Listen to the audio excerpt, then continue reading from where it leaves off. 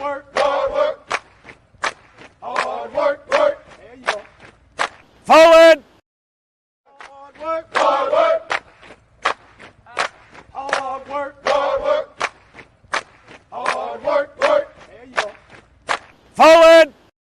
Hard work, hard work, hard work, hard work, hard work, work. There you go. Forward! Hard work, hard work, hard work. Fall in. Hey, what's good? What's good? What's good? With y'all, y'all know what it is. It's your boy Trey, and it's a glorious morning this Wednesday morning. Bishop was on right now. He'll hit you with the hump day. E2G Sports Networks presents First Formation Morning Sports Talk. Fall in. Get to the formation as we get ready to get the morning started. You're rocking with your favorite vets on the net as we get into talking about what has been going on in the sports world, or a brief synopsis. How's your morning going this morning? I hope everyone is having a gracious day. Wednesday, just getting over whatever, how your week started. Hopefully it was gracious. We look forward, some of us, of course, look forward to the weekend as Veterans Day is almost upon us, turning up on Friday, going to do whatever it is as the nation puts forth the efforts to celebrate the veterans of present, past, some future in any cases. Those kids are just getting in, those recruits that's just coming in. So it's a whole joyous, momentous occasion for the most part. So that is coming Friday. But in any case, how y'all doing? What's going on out there? As we get ready to get this day started. So not much really going on, of course. Those daily or those games that are usually played wasn't played yesterday, all due to the fact of the NBA stated that they would not have any games during uh, the course of the voting. We all know those voting for certain propositions and uh, local officials went on yesterday, November 8th. I hope everyone got a chance to go out and do their civil duty and put forth the votes. And all of it, like I said, done for the sake of there wasn't any scheduled games yesterday. Of course, NBA, the next game for the NFL isn't until Thursday, so that's coming on. Well, I hope everyone got a chance to get out and vote.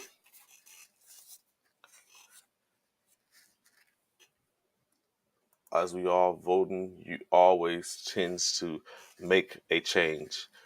Um, but like I said, not much really. We know last week, of course, the World Series was won by the Houston Astros, in which the next day or that first week on Monday, they had their parade. I, for the most part, have never went and been a part of a parade. Of course, um, now later on in my life, I just haven't been around. With my team have won a championship, and the parade has been ensuing. I haven't had the urge to go. I was in Seattle when they won their first Super Bowl, but I refused to go to that Super Bowl, to go to that parade. One, they were my team. Two, they were the op. Like I would be. It wasn't going to happen. Um, so was there, of course. Then, of course, any other time in which a team, whether the 49ers, Lakers, the Dodgers, or any other organizations have won their championship since me being in adulthood, I haven't had an opportunity. I've always been even deployed or just on the other side of the country, in which it wasn't feasible to sit up and go do it. Um, if I would have been a Houston Astros fan, then I would have been front and center in Houston for that parade, but which I am not. So it wasn't going to make the sense. And it still continues to be the same thing currently in or around New Orleans area. if the Saints were to turn it around and make it happen, I don't find myself going to that parade. If the Pelicans were to be successful, I don't find myself going to that parade. It's just loyalties lie in certain places. But it still doesn't knock off the fact that I may cheer for them, but okay, depending on who they're playing. But I myself have not had an opportunity. I know I've seen plenty of people. What's good? What's good? I saw that, Tez. I see that. I seen that. Shout out to Coach Ron Bartley um, and his crew for the men 3-0, men Army men all Army team 3-0 currently as they have went to take care of business. The first round took care of the Marines in their first game. The next day took care of the Navy in their second game. Last night pitted them against the other undefeated team as the Air Force and all Army military basketball team took care of the Air Force. Currently 3-0 as they go into their second round. They're running back play all three teams again and take that and determine what their ranking is or their seeding is. Number 3 and number 4 will play each other. Number 1 and number 2 will play each other for the championship round. As my man Tess has up, gold is the goal. That is the mantra for the All Army men's and women's basketball team. So yeah, so shout out to them as they got their third victory. Looking to get 4 more. Actually, 4 more. 4 is the magic number for the All Army, all service basketball team. So good luck to those gentlemen.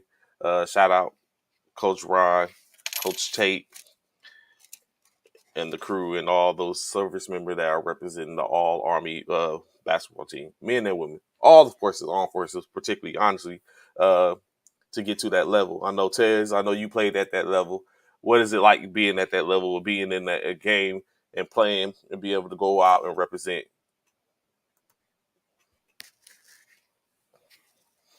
Uh, but yeah, as I was saying, I haven't myself been one person to go and do it, but hopefully I get an opportunity to pull up.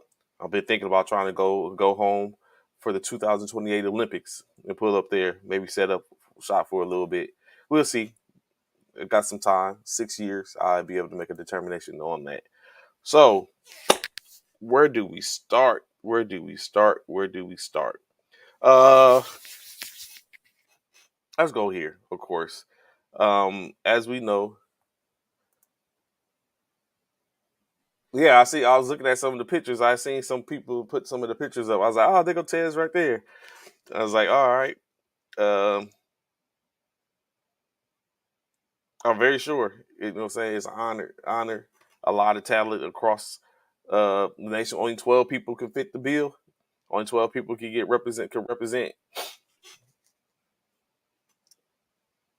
And it's not necessarily 12 of the best players for the most part. It's also 12 other individuals who are there at that particular time, put it in the work.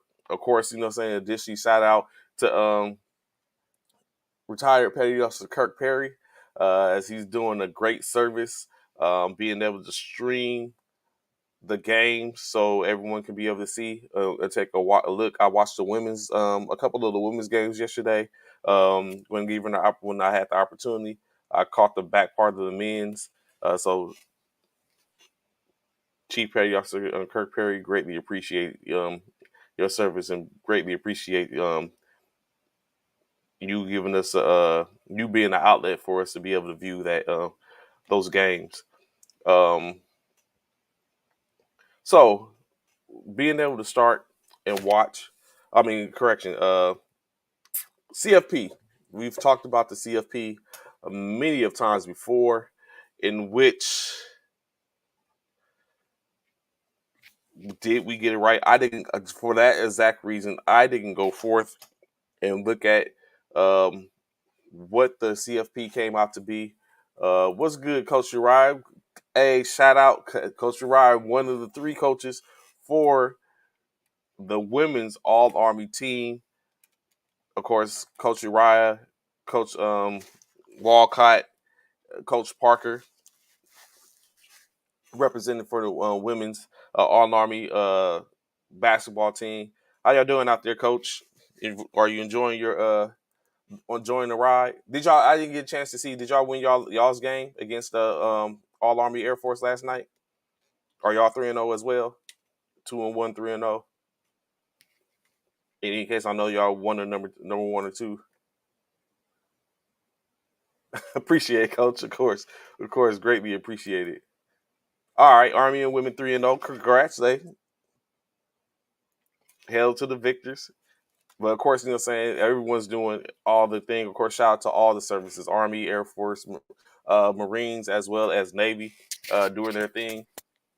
It's competition. Someone has to lose. Someone is going to win. That's just the nature of that beast.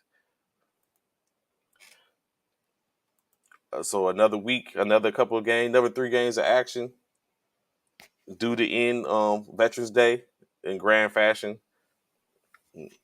Good luck to all the service members. More so, good luck, of course, from me to the all Army teams. All love to all the forces, though, all services. So as I was stating, right, college football, CFP. I didn't look at it just so I would be as surprised as everyone else potentially when we talked about it this morning. I know everyone, probably, for the most part, probably others had the opportunity to look at it and see what went down the second week, starting from the bottom to get into the top 10, in which we tried to figure out.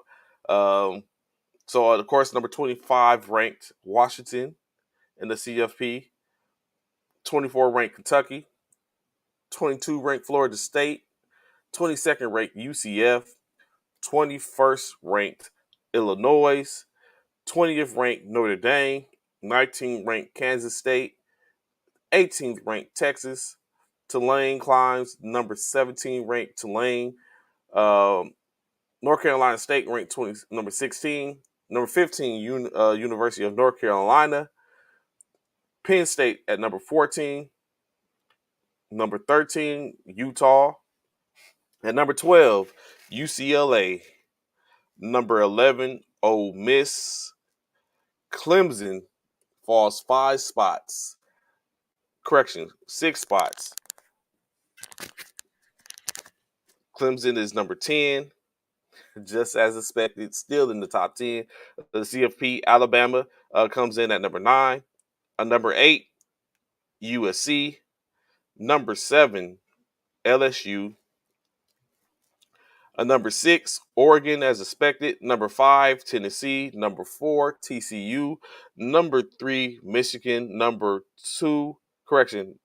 5 is Tennessee. Number 4, TCU. Number 3, Michigan. Number 2, Ohio State. And number 1, Georgia.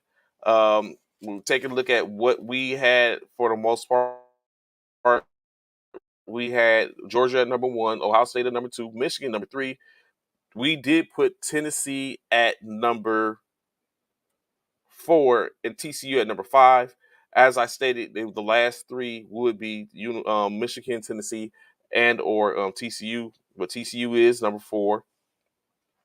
And then, of course, we had number Oregon at number 6. Or LSU at number 7. Number 8, USC. Number 9. I told them guys Alabama was going to be that, but Alabama at we had UCLA at number 9 and Ole Miss at number 10, but it comes out that Alabama is number 9, Clemson is number 10.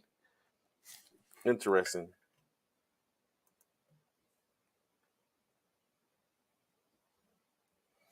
It's be like that, Coach. I won't even say necessarily they hate Clemson. I just think that they definitely love Alabama.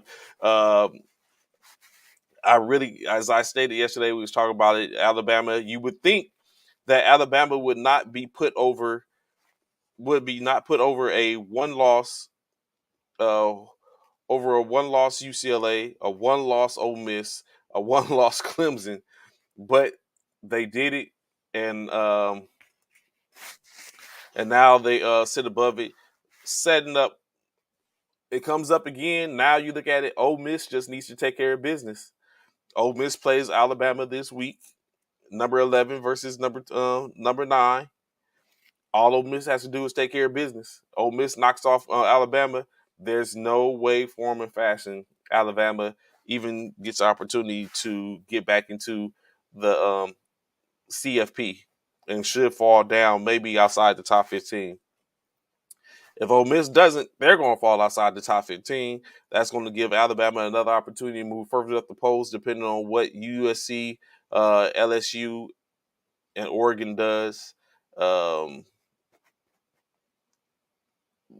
team is still teams above, so they still make it hard. Honestly, it should still be hard for the for Alabama to get back in there. Hey, appreciate sis. Thank you, Kane, TT. Greatly appreciate it.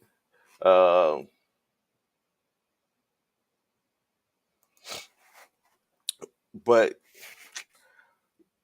yeah, it's not looking. I think as long as those 8 teams above continue to win, they keep Alabama at bay. Of course, at some point, those teams are going to run into one another. We already know Ohio State, and Michigan have to play one another. That's going to be a game. TCU has Texas this week. If TCU loses to Texas, that's going to make it hard. And then that puts Tennessee right back in the mix.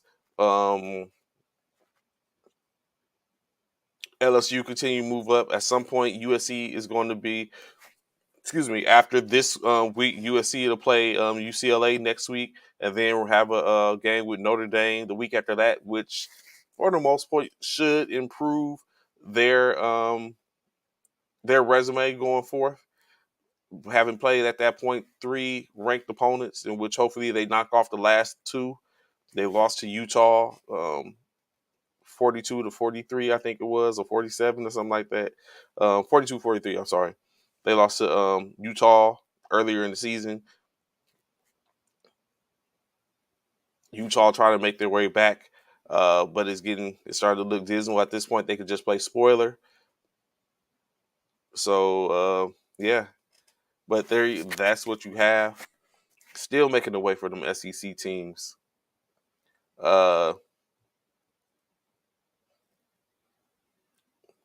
But it looks like there's a crash course for a lot of these teams. Ohio State and Michigan to play one another, then have to play. Probably that winner is going to definitely win the Big Ten's conference championship game, which is going to definitely leave one of them in the top 4. TCU got Texas this week. If they win that game, it sits out 2 games, and then they have their championship. That'll leave them in the top 4. Georgia is going to end up playing most likely LSU if they continue to win out. They're going to be in the top 4. And then that leaves the 4th spot up for grabs. Potentially USC and Oregon could be on a crash course. The winner of that, does that put them in? As long as Tennessee has 1 win, I think that's going to keep Tennessee in the mix. That's inevitable. I think Tennessee stays in the mix. So right now, honestly, I think if everyone continues to win the CFP at the end of the year, I'm saying it right now, putting my bid in, is the last 4 teams will be Georgia, Ohio, the Big 12 winner. I'm not gonna say who, but the Big 10 champion, whether that be Ohio State or Michigan, TCU and Tennessee is going to be the Final 4, and the Pac-12 champion will be in the top 6, and the loser of the Ohio State Michigan game would be in the top 6. That's what's going to edge out the teams. Georgia, Ohio State, TCU, Tennessee, Michigan, and USC. Yes, coach, they're going to definitely get in. But we continue to unfold. Still 4 more uh, shows before getting to the selection Sunday. So we still got four more opportunities um, to see how it all pans out. I think Texas beat TCU and both Ohio State and Michigan both get in. That's a. You think Texas is going to be TCU this week, Coach? So if that happens, that's definitely going to shake it up a little more. If that happens, I think that affords an opportunity for another Pac-12 team to definitely move into the fray. Pending what happens with them, we still got Oregon that has one loss. Their only loss comes to the current number one team. Although it was a blowout, USC with one loss that currently came from Utah. Uh, a high scoring affair. USC is losing by one. LSU currently sits with 2 losses. We know they can't lose again, or that's going to remove them. Alabama can't lose again. That's going to remove them. TCU with one loss. I mean, they're undefeated now, but if they get a loss, that's going to drop them. Where I don't think they can recover from that. Enters Tennessee, as well as the same thing for Michigan or Ohio State. If they were to lose, that's going to drop them. So it's a lot of jump around, a lot of what ifs for the most part. But if you pay attention, you kind of can see the writing on the wall, what's basically about to happen or how it could happen. It would take really there's no till the division championships for the majority of the top 10. There's no more games that are going to really make a difference, except for um, this week. Of course, like I said, you got Ohio State. I mean, not Ohio State. You got Texas and TCU. Uh, the next 2 weeks after this, you have USC has two ranked opponents. Um, Michigan and Ohio State are going to face off at the end of the year. So that's where the rubber starts to meet the road at. Everyone else is kind of like smooth sailing, and we're kind of look and see. Alabama plays Texas, so it remains to be seen. But plenty of football left to people get in to play sport and knock off other teams. Um, The top 4 teams in the CFP currently are all undefeated, and then you have the other ones that just falling up the rear. Uh, two lost teams in the top 10, and then 5 2 lost teams in the top 15. So it's going to go down. So of course, like we said, talked about earlier, no NBA action went on due to the voting, but that did not take away from uh, any news for the most part. We know Phoenix Suns forward Cameron Johnson did have surgery yesterday to repair a meniscus tear in which he had suffered on earlier this week. Oh snap! Sorry, my computer was about to restart. But he did have a meniscus surgery Tuesday to repair and remove part of the meniscus in his right knee, I believe it was. Um, After the surgery, which was successful, now it expected. Well, first they thought, "What's good, Zach? What's going on, Frat?" So what, as we expected initially, he was supposed to be out possibly the whole year they was looking at. Now, after the successful surgery, they get in there and they realize the damage isn't as extensive as initially thought. So now he's only going to be out expectedly 1 to 2 months. But you'll get him back in there where he'll be able to continue playing. Hopefully, he come back and be able to make an impact. As we know, he is on his rookie contract, his last contract. As he did not get the extension during the offseason. Cameron Johnson has had a similar injury when he played for University of North Carolina in college, in which he had a surgery and he was back in 5 weeks. So definitely looking forward to them most likely getting back out there to have an impact and be able to continue to play.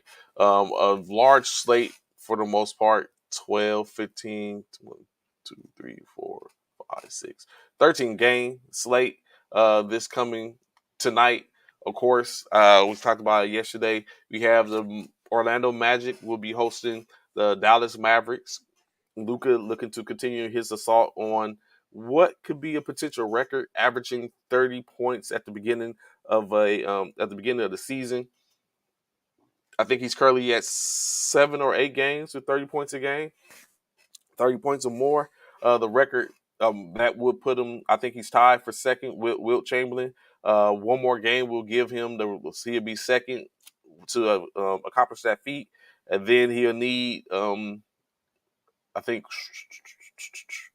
16 more games to take over again Wilt Chamberlain, who holds the record for I think 23 consecutive games of 30 points or more to start a season. Can Luka do that? We'll see. The Indiana Pacers will host the Denver Nuggets. The Charlotte Hornets will be hosting the Portland Trailblazers as they come to town. The Boston Celtics will play host to the Detroit Pistons. The Houston Rockets will be traveling to Toronto, then to come down, I believe, and have play the New Orleans Pelicans on Friday. I'll be in the building for that game. Actually, a good part of Fort Polk could be in the building for that game. Fort Polk Boss, Fort Polk Military Basketball, Fort Polk CYS. It's just a whole party, Fort Polk party in New Orleans for the Veterans Day weekend. The Atlanta Hawks will be hosting the Utah Jazz as Utah continue to make a buzz. It's crazy, right? We would not have thought this of the San Antonio Spurs nor the Utah Jazz, but these teams, as we thought, was decimated, knocked off. You got to think when you look at it, these executives have been making moves. Danny Ainge goes over to Utah, makes moves. You think, whoa, you got rid of Donovan Mitchell, you got rid of Bogdanovich, you got rid of Rudy Gobert. Y'all tanking for Victor? And then look at this. They're one of the best teams in the league. Crazy, isn't it? San Antonio. Not a single person on their roster that you can be able to think could say, unless you're an actual San Antonio fan and follow the team. And again, Pop has got them playing like they in the mid 2000s. They doing evidently the coaches and the staffs over there is doing their jobs. We need some of that in LA. I digress. The Brooklyn Nets take on the New York Knicks as they play host Battle of the Boroughs. Oklahoma City Thunder will be hosting the Milwaukee Bucks. The New Orleans Pelicans will be traveling to Chicago. Coach Uriah Bulls stand up as the Bulls host the Pelicans before the Pelicans come back home. San Antonio Spurs, aforementioned, will be playing host for the Memphis Grizzlies. Ja and company going to town. The Phoenix Suns will be traveling to Minnesota to take on the Timberwolves. The Los Angeles Clippers and Los Angeles Lakers do battle in Crypto.com Arena. And is that a win, Coach? Or does Zion go take care of business? And lastly, of course, the Sacramento Kings will host the Cleveland Cavaliers after being thwarted by the Los Angeles Clippers just Monday. A pretty good slate. Clippers. If I was to go back up, I got the Mavericks, the Nuggets, the Trailblazers, Celtics, Raptors. I think the Hawks get the win at home over the hot streaking Jazz. Knicks, Bucks. I had to come back to the Bulls and Pelicans. That's a hard one for me. Even the Spurs, but I think Grizzlies get the win. Timberwolves. I'm going, of course, with my Lakers. Cavaliers bounce back. Oh yeah, we riding the Denver DeMar DeRozan way. I think the Pelicans win this one, Coach. I think Zion's back. Ingram's back. McCollum. I think the Pelicans could get this one. Although DeMar's the homie, but I think that the Pelicans are have a little more well versed. Uh, you know what? Nah, I stay with my first. I think the Pelicans get the win, not by much. I do think Bulls has a team. They're missing Lonzo, but Ayo's been formidable. Yes, exactly. They have a deep roster, exactly, coach. But yeah. What do you think about Ayo as a starting guard? Is it everything in which y'all thought it would be, or are you looking forward to Lonzo coming back? But then again, you still got Caruso, you got Gorgon, so it's Bulls is kind of deep too when you look at it. Kind of deep too. Although I think the Pelicans have a better bench, but the Bulls are formidable. But of course, just like anything else, you start to be like, yeah, cheer for these teams and be like, oh, and go down, and then everyone start falling apart. So I don't want to um, jinx y'all. So of course, still NBA talk. As you see me put my hand on my head on my hand and shake it. The Lakers, man, Los Angeles Lakers. I plead, Alonzo, we don't win the playoffs though. I can see that, coach. So as I said, I plead with the purple and gold. Palinka, Jenny, LeBron, AD, Russell, Magic, Kareem, Worthy, somebody, anybody, Darvin. Can we get some things understood? Can we get some structure in our organization? Do you know? Although I think this is not going to happen, I ain't gonna say think. I know this isn't going to happen. That they're open, allegedly, supposedly, to trading Anthony Davis. Now we already know there's always been rumors about trading Russ, but now to say they're open to the possibility of trading Anthony Davis, what are we doing? I used to say we particularly have 3 Hall of Famers on this roster. Now, when I look at it and take a look, I think I've been lying to myself. Is Anthony Davis actually a potential Hall of Famer? Like, let's look at that. Is Anthony Davis a potential Hall of Famer? I don't know. I don't think he is. Come on, bro. So I was scrolling through. Um, I was scrolling through the net yesterday, the metaverse, and I came across a post. This particular post, trading AD is not a smart move. He is a value added underperforming, and this team is headed in the wrong direction. AD is not a top 75 player. Currently, he is not a Hall of Famer. Agree, coach. Uh, all time. I got you, coach. And I agree, coach. Moving him to get assets would be a better. And I've always said that he's probably more of a draw than Russ is. Um,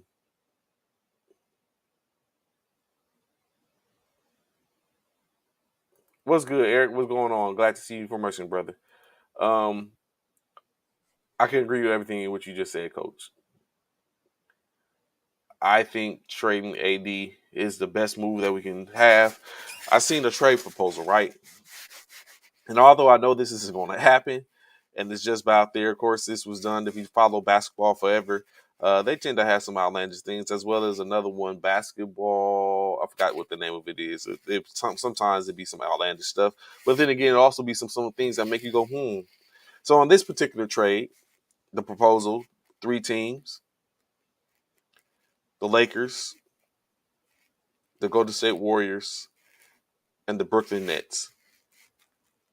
The trade proposal being um, that Brooklyn would get Russell Westbrook, James Wiseman, Jordan Poole, Jonathan Kuminga, and both the Lakers' 2027 and 29 first-round picks. Golden State will receive Anthony Davis and the Brooklyn's 2023 first-round pick. And the Lakers would receive Kevin Durant, Ben Simmons, and Draymond Green. So in that trade, you would basically leave Steph Curry and Klay Thompson, Andrew Wiggins in Golden State to link up with Anthony Davis. So let's make sure we plant that first before we go on. So you have a new starting five in, well, probably it will change, but you definitely would, in your starting five, potentially you will have Steph Curry, Anthony Davis, Klay Thompson, Andrew Wiggins. In LA, you still be left with LeBron and Russ. No, correction, you just be left with LeBron. So in LA, you will now have Kevin Durant, Ben Simmons, LeBron James, and Draymond Green. And lastly, in Brooklyn, you would have Russell Westbrook, Kyrie Irving, and Young Guns and Wiseman. Actually, all of them young. Wiseman, Poole, and Kuminga, as well as the potential to bring in 2 young players with the first round picks in later over the course of the next 6 years. That trade doesn't make any sense.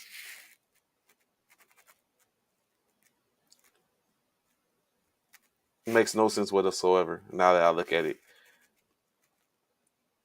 You still get the same players in LA, no shooting. You bring in KD, the only shooter. You still have LeBron, a semi-shooter. And then you bring in the similar.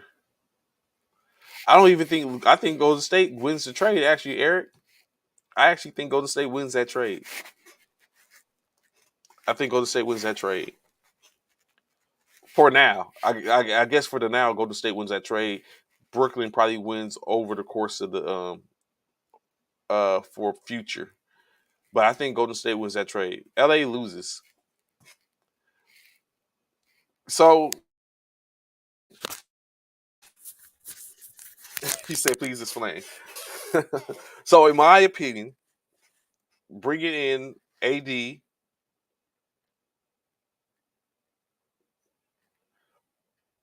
they still have their core minus Green. They still have Wiggins, who is starting to make a turn and starting to be more of it. You still have Steph, you still have Klay, and now you added AD, who, when healthy, can be a potential first team defensive player. They still have Looney, who is their center. They can still keep him there at the center, in which AD doesn't like to play the center. So now you keep AD as the power forward, at the 4. You brings him in, keep him at the 4, and so now you have a situation to where you're playing. They still keep in mind they lose Kuminga, Wiseman, and Poole. They still have Moody there. And they picked up the Brooklyn 2023 first round pick, which they can come back. I think they win that trade.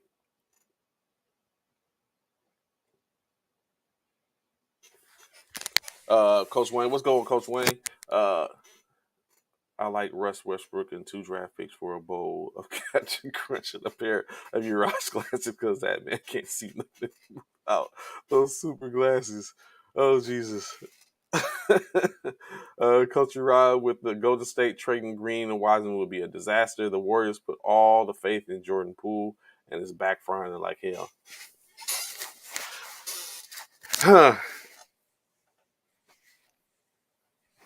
I don't know. Can we say that, Coach? Are we able to say that, Coach Uriah? Uh, because yes, they did put their money. They put the money in, but technically they have the same crew that they had last year, and no one's moved yet. So I think it was be kind of hard to say that it's backfiring. Although they are currently 3-6, just coming off a 5-game losing off the road. What if they hadn't did that? What could they have potentially have done with did? Should you think they had went ahead and moved on to let Poole go? Should they have traded Poole?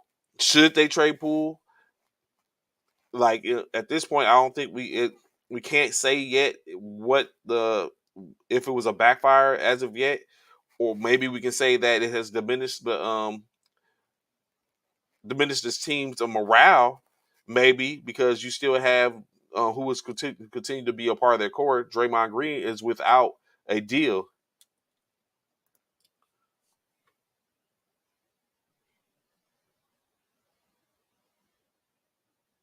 Okay, I figured that's what you was getting at, Coach. But do you think it would be in the takers for a pool to bring back someone of defensive prowess, or to even trade, or maybe to go and get rid of picks? Like at this point, for y'all that's still out there, what are you more likely looking to trade for? Is it a person or picks? People or picks? If you're trading, if you're a GM or you're a coach that's advising the GM, what do you want for your squad? Picks or person or a individual person at that point, or future picks?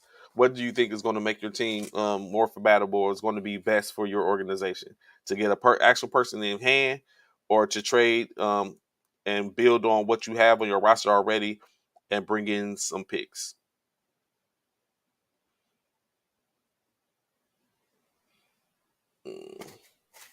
But yeah, back to what we was talking about, Eric. Warriors should go after Ben Simmons and people and move Poole. So, Coach, do you think that that would? I just see Ben Simmons as,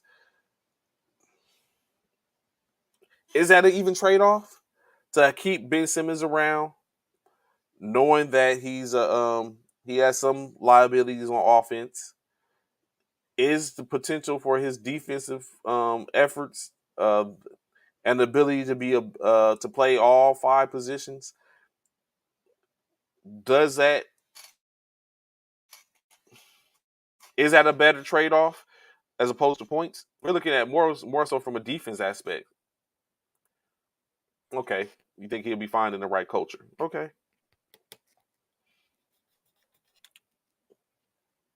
and maybe Golden State will be that as long as he has Steph.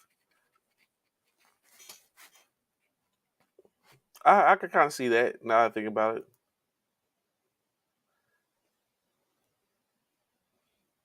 So you think Golden State's going to be fine, Eric? You think Golden State's good? They're going to be able to move right along with no problems?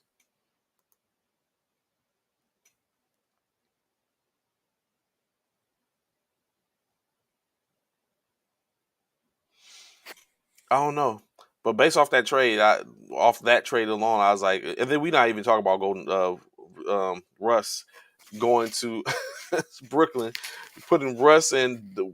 What I mean, wait, what do you think a Russ and Kyrie backcourt would look like? Is that a problem? A good problem or a bad problem? Like what would be the expectancy of that?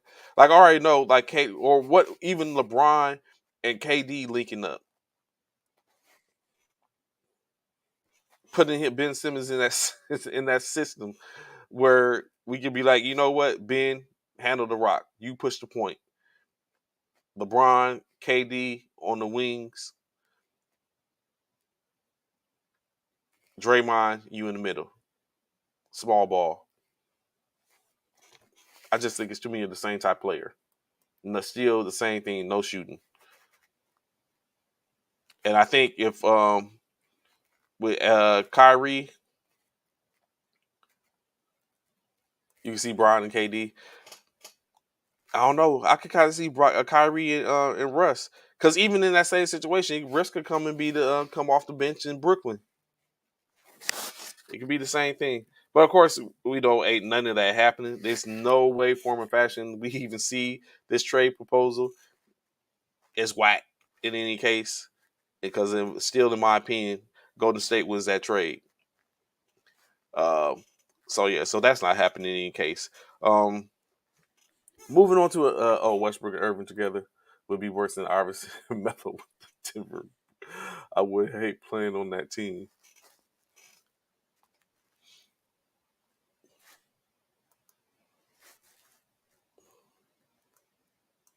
Shout out to Kyrie Irving. I feel like some Suge Knight on some recruiting rappers come to death row. I don't see that working. Russ wants the ball too much. Those two would not jail. I think in any case, Zach, which is I'm very sure that's the rhetoric, but I think if anywhere would make it work, it would be in those two would probably make that situation work. I think those two would make the situation work.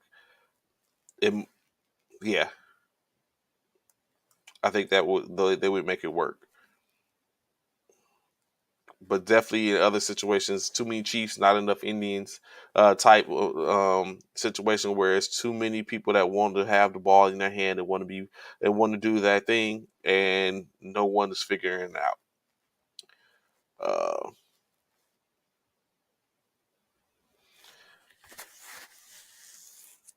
Uh, basketball tip off. That's the other joint I play. So basketball tip off, right? Did a poll in no particular order in which they said 15 players. They came up with 15 players that they believe deserve a statue. Uh, Currently, now I guess these players don't have a statue, so we're gonna go on a rundown of these players.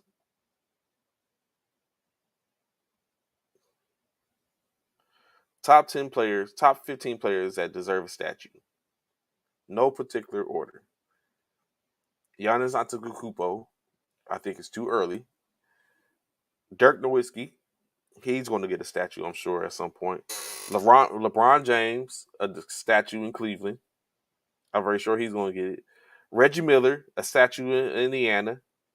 Allen Iverson, a statue in Philly. Bill Russell, a statue for Boston. Isaiah Thomas, a statue in Detroit, which we're going to talk about Isaiah Thomas in a brief second. Steve Nash, a statue in Phoenix. Hakeem Olajuwon, a statue in Houston. Larry Bird, a statue for Boston. Tim Duncan, a statue for San Antonio. Steph, a statue for Golden State. Patrick Ewing, a statue in New York. And Dwayne Wade, a statue in Miami. Out of all those players, are all those players deserving of a statue? Of course, it seems like it. I would say that. I think it's too early for Giannis, although he has won 2 MVPs, a Defensive Player of the Year, as well as an NBA championship. But is that enough? Has he done enough? Is that Hall of Fame? Do you think only people who are Hall of Fame worthy should get statues? Which shoe are you not feeling, Eric? You said all except two. Which shoe? And of course, they said Kobe Bryant. Of course, you said Kobe Bryant. But what shoe are you thinking that wouldn't deserve a statue?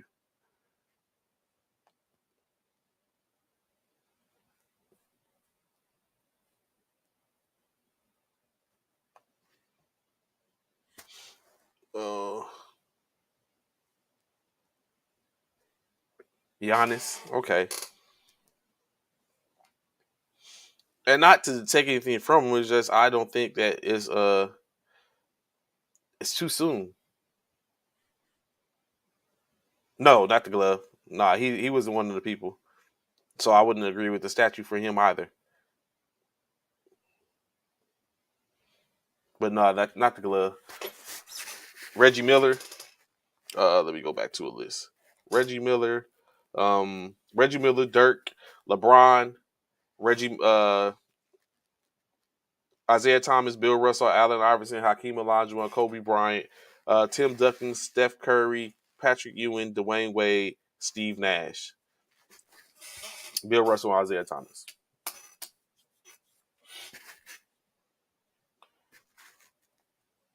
None of which are deserving. I mean, all of which are potentially deserving, but it probably won't happen. So, okay, only one then. So, like I said, going back to a conversation, right, that we was just talking about, Isaiah Thomas. Recently, Isaiah Thomas, in an interview, stated that he is going to continue to beef with Michael Jordan until he gets a public apology, stating that until I get a public apology, the beef is going to go on for a long time. Now, of course, you know, if all those that watched the documentary The Last Dance, Isaiah Thomas stated that he thought that everything between him and Michael Jordan was cool, that there wasn't any issues, that they were that there wasn't any that all had been squashed and taken care of. Then he said to his dismay, he looks and watches the documentary, and Jordan says he hates Isaiah Thomas, that he's an a-hole. And this Isaiah Thomas said he's watching this with his family, and the whole time he's sitting there thinking to himself, like, you're calling me an a-hole when the whole documentary is talking about how much of an a-hole you are. So now Isaiah Thomas basically states and said, it doesn't make a difference until he gets a private apology, a public apology. He's not going to. They're not cool. What do you all guys think about this assertion of when it comes down to this beef between two greats,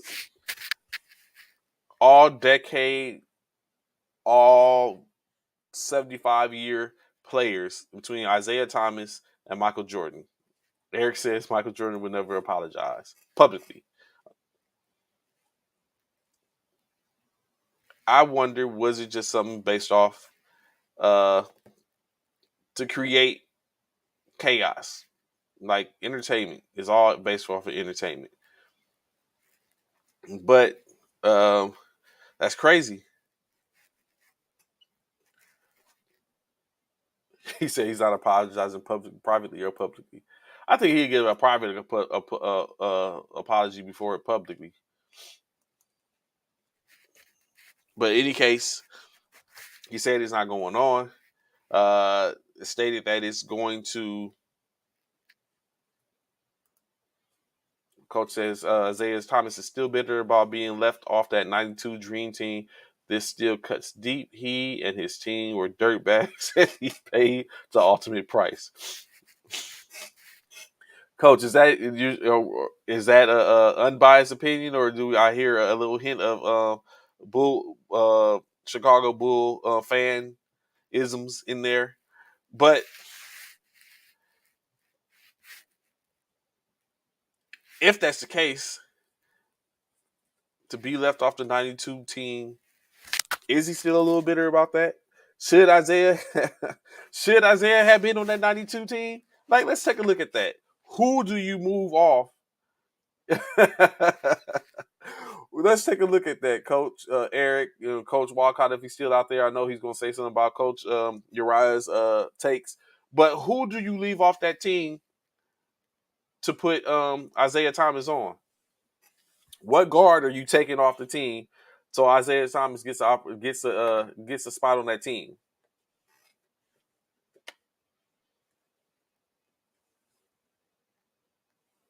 Clyde Drexler? Do you leave off a big man and Christian Laettner to make a spot? Whoo. Why John Stockton, coach? John Stockton was the ultimate.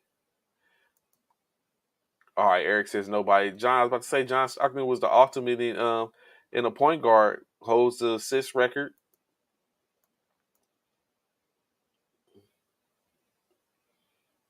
Eric was nobody. Coach with John Stockton over Stockton. That's who you had? You had Drexler, not over Stockton. See, now you have a difference of opinions. Uh, you had Stockton, Drexler, Magic, Jordan.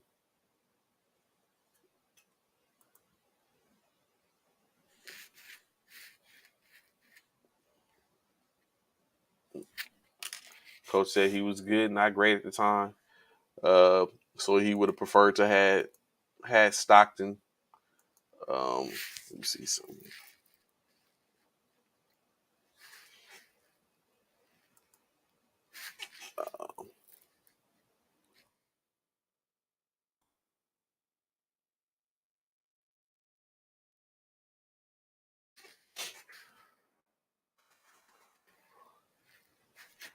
Let me see.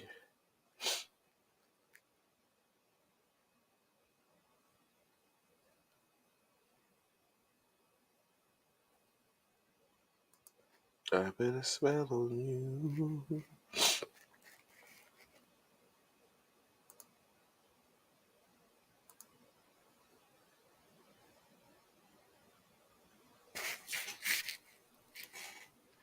One second while I do this.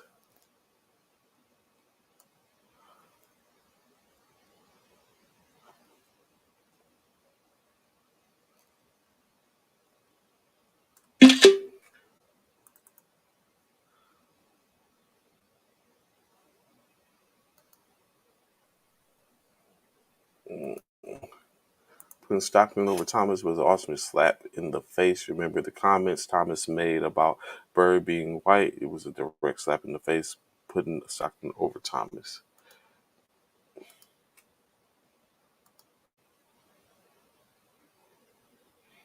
Mm. One second, gentlemen. Where'd it go?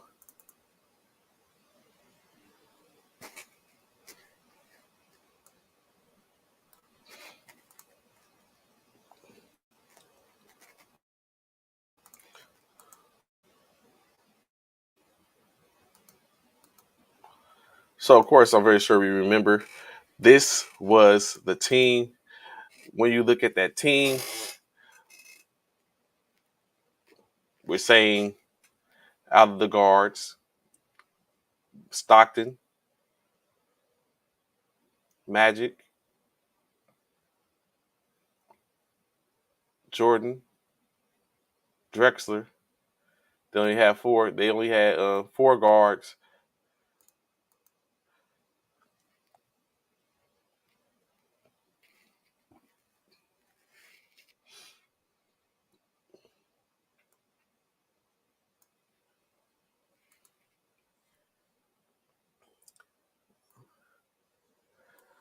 I guess maybe so. I don't know, Coach. I don't know. Mm. Is there anywhere else on that roster in which you think should have been on there? Like, let's just changing them out with Isaiah. I kind of could agree with you, Eric. But that's why I was basically saying when you look at that, who else could potentially have been in this on this squad? If you not even saying okay, let's add Thomas, although Thomas is for the most part highly um, touted and was expected to be in this on this squad. Who else could have been added? And who else could have been left off?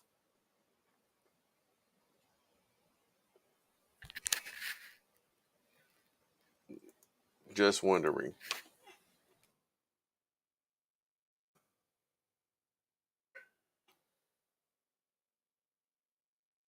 Excuse me.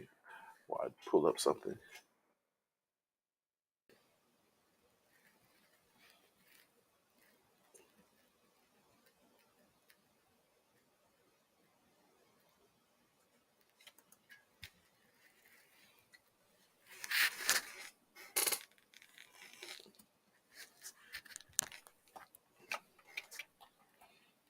Mm, mm, mm.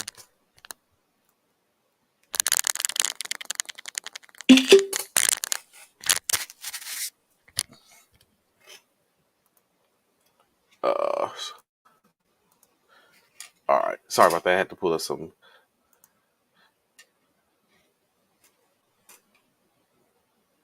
Mm. It's hard to say they really played their role, and I think that's hence the reason why it's the dream team. Like it was legitly that, like Colangelo and them did just right, even down to the coach, in my opinion, putting together the team. I don't know necessarily what Isaiah had killed the vibe, but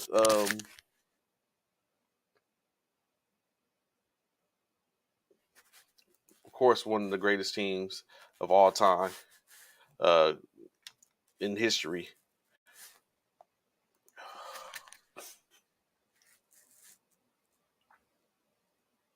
But of course, hopefully they're able to. We of course we want to never see our greats go down with that type of mentality and thoughts of you're saying I will never be or we will never be and all that type of stuff. So I hope um, that they're able to reconcile and able to come back and be like, you know what, it was silly, it was stupid, all this for what? So hopefully they get together and are able to overcome those differences in which they had.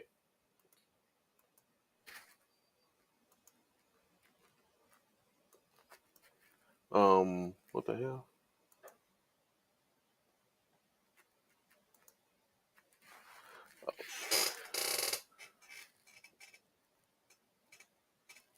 I have heard people say you didn't need Pippen, but of course, like who they replace with Pippen though? Like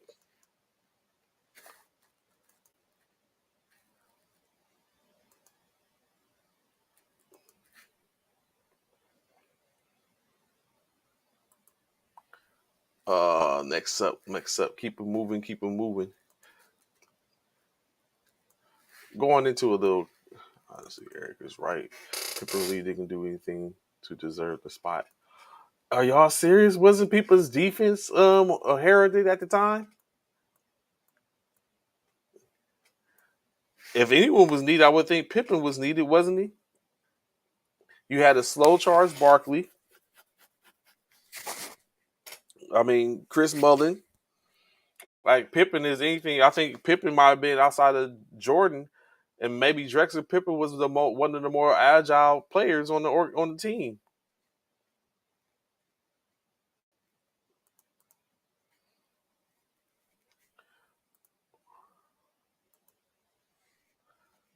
I'm just saying. That's just my opinion. Like you said, everyone. Mm, you could have a point, Eric.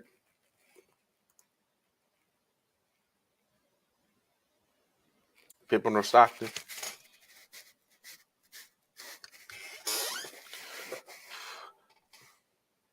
Pippen or Stockton. That's probably going to have to be something to revisit at some time. So moving on into the next topic, NFL. Of course, as we know, all those New York Giants fans are out there. Um, you all know safety McKinney, excuse me, Xavier McKinney is currently out. Um, Initially, he said he expected to come back later on the season. Right now, he's stating that he's not sure when he will be back, if he's back even this season. As we know, McKinney did injure his hand in a ATV accident while in Cabo, Mexico over the bye weekend.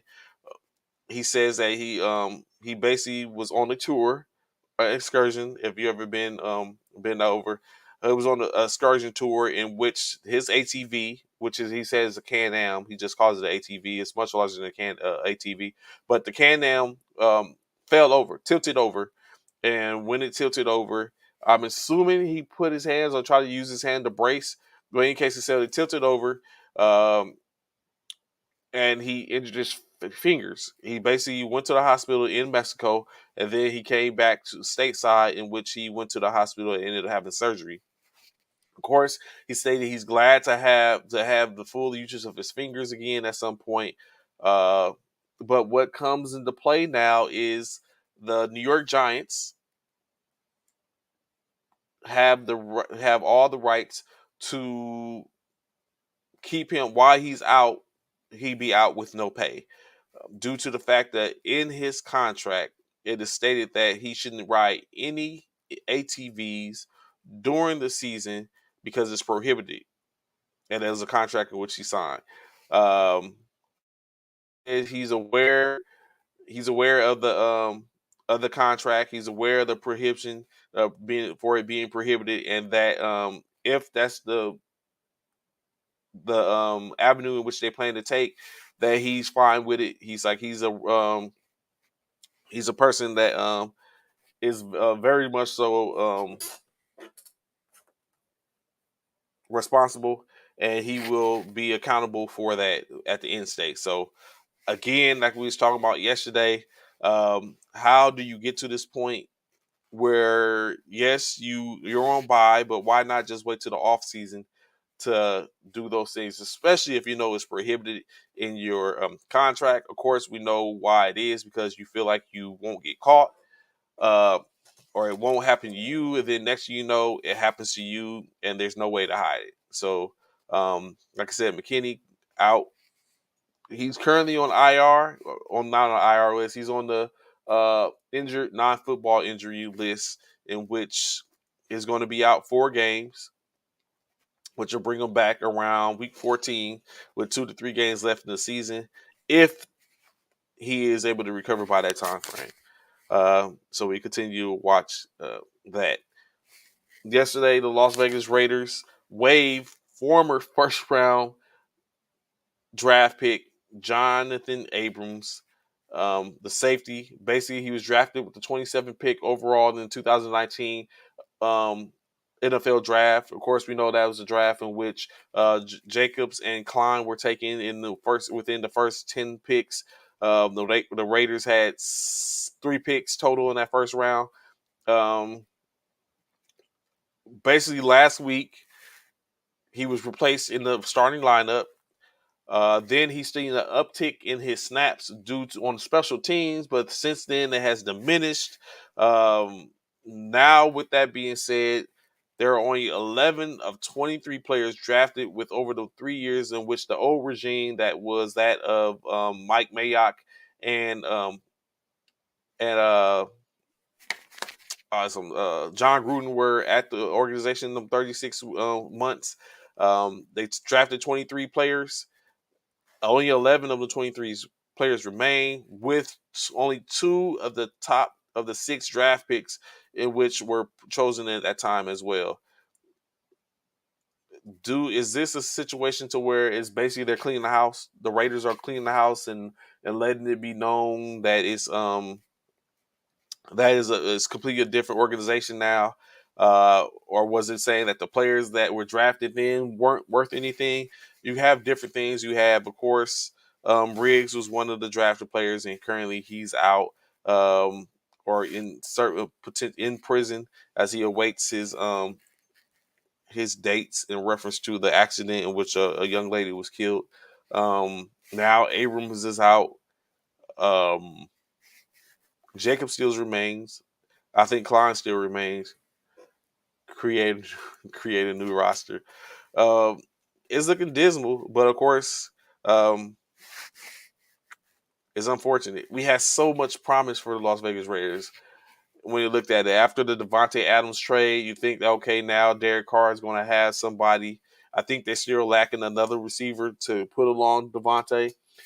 Renfro was supposed to be that person, but working from the slot, he hasn't been all that much formidable for them. Then you thought, okay, they got Waller.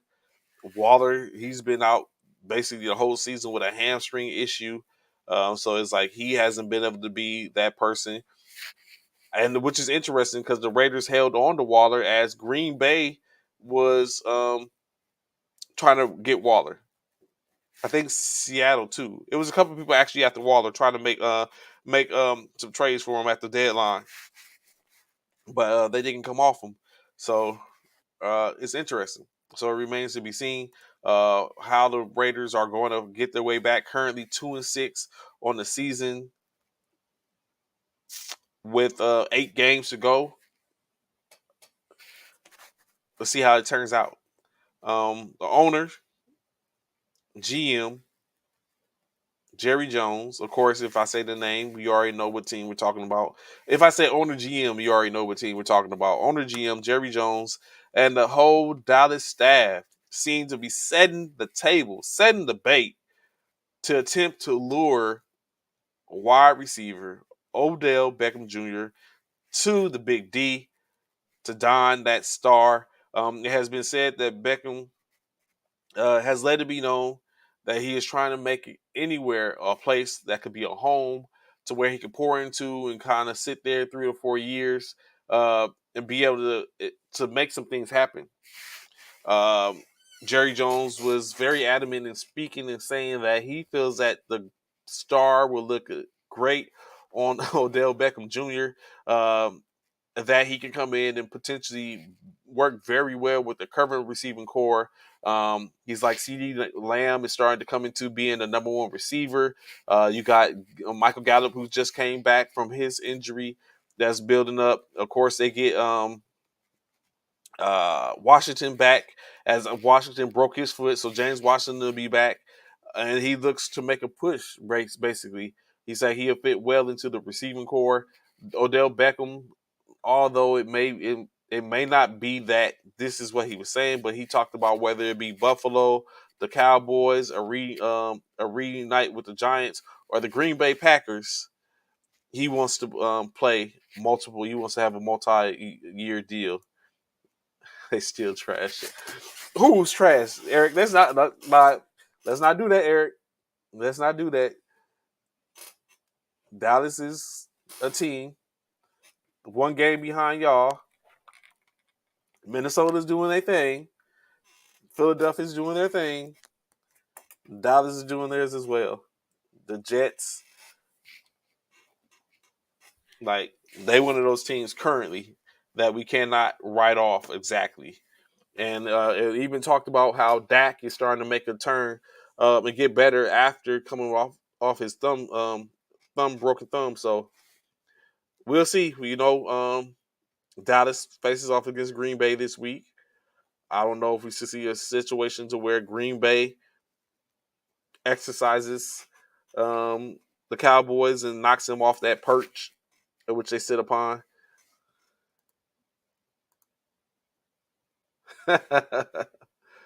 That's what's up, man.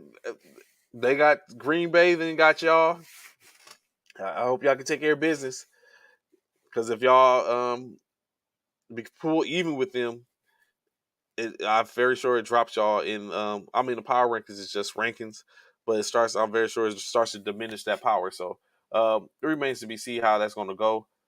But again, like I said, Jerry Jones is making a play for Odell Beckham. It seems like it's a couple about 5 to 6 teams that's in play when you talk about it. Green Bay.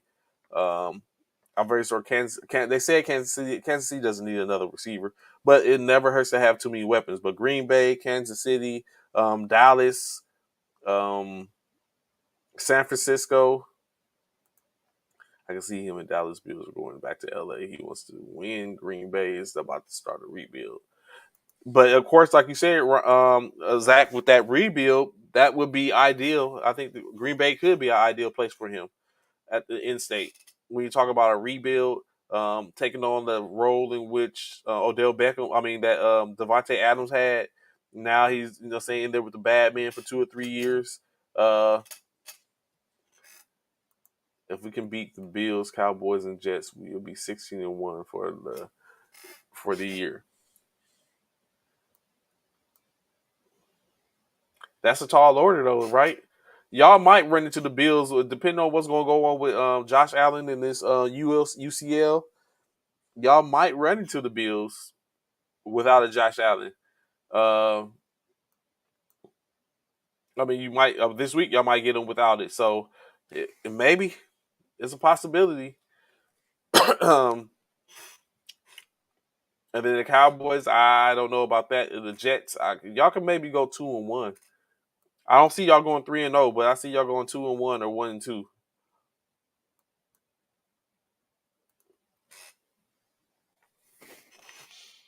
Uh, of course, we know Jeff Saturday was just hired as the interim head coach for the Indianapolis Colts as Coach Jim Irsay decided to relieve Coach Frank Reich of his head coaching duties.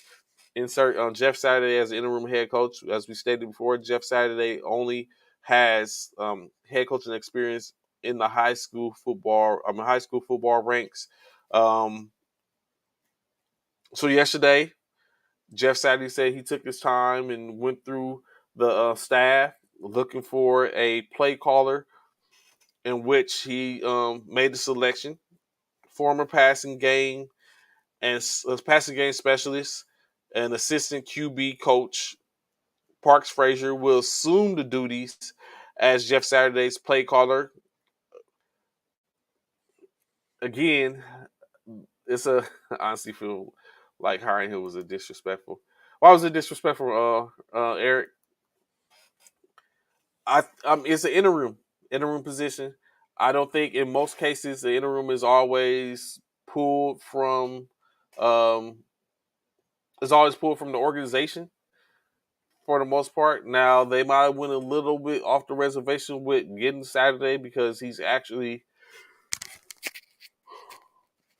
so sorry, excuse me. He wasn't actually on the staff, but he's a part of the organization, I guess. He's a friend and confidant to Coach Jim Irsay.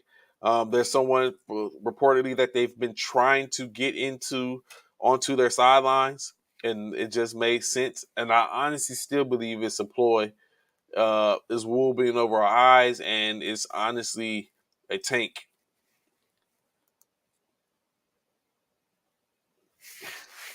Yeah, they pulled an analyst, and maybe they felt like he wasn't anyone that was on their staff that can get it done.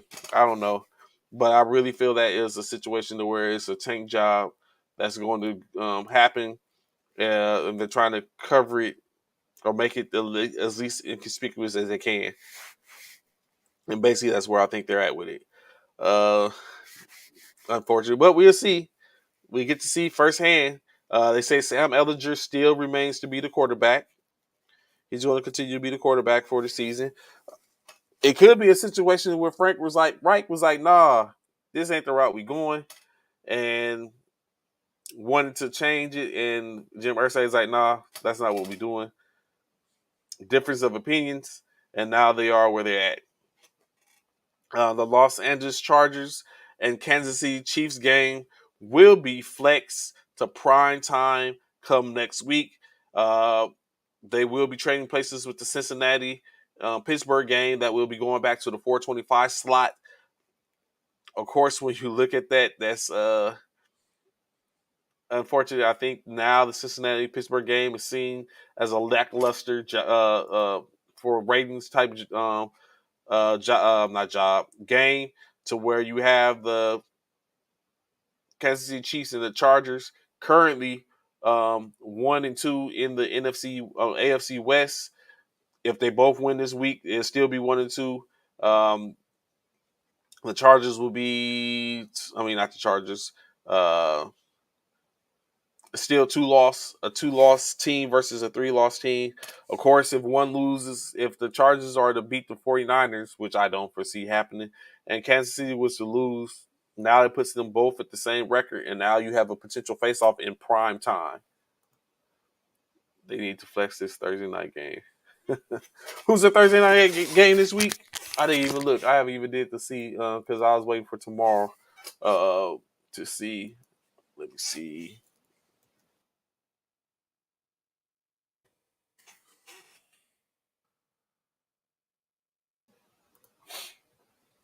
Well, you know they're not flexing a Thursday night game. Oh, the Falcons and the Panthers. Oh, that might be a all right game. That might be an all right game, Anthony. Don't knock it yet. That might be an all right game.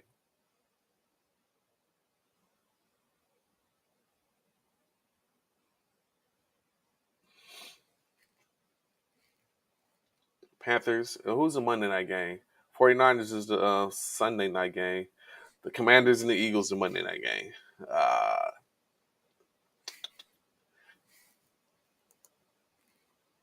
but yeah, so of course that flex for ratings, putting them in prime time, pushing the Eagles. I mean, pushing the Pittsburgh Cincinnati game back to the 4:25 slot Eastern Standard Time. So just a trade off. The AFC South is trash. I'm mad Bray still has the opportunity to make playoffs. The NFC South,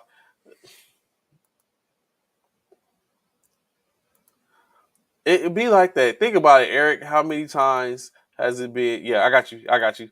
How many times has it been to where hiring Saturdays is a taking move? I agree, Anthony. I think it is. Or it could be legitimately, like they said. I mean, you gotta give a benefit of the doubt. It potentially could be that they really are trying to give Saturday an opportunity to get that work. It could be. Um, but right now I sit up and think about it. If the playoffs was to be right now, uh, you would be looking at the Titans, the Ravens, the Chiefs, and the Bills as the division champions. Um, the Jets and the Dolphins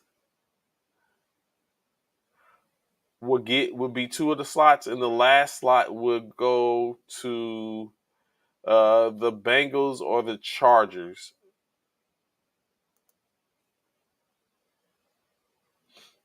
uh, float on, float on. So that's what we'd be looking at. So the teams would be the Titans, the Ravens, Titans, Ravens, Bengals, Titans, Ravens, Bengals, Chargers, Chiefs. Correction, it would be the Bills, Jets, Dolphins, Chiefs, Ravens, Titans, and Chargers, I think, for the AFC. And in the NFC, of course, it'd be the Eagles, the Seahawks, the Vikings, the Buccaneers, the Cowboys, the Giants, and the 49ers.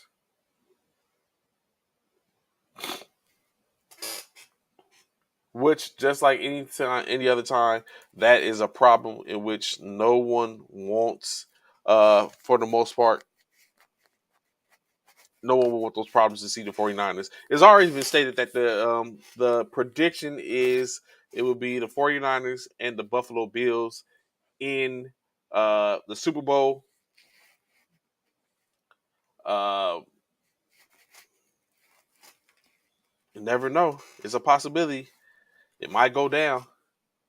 I'm just saying that's what it is. I wasn't gonna bring it up, but since you brought it to the discussion, Eric, I just wanted to put it out there to where y'all understand and know that that is the expectations, of course, when you look at it.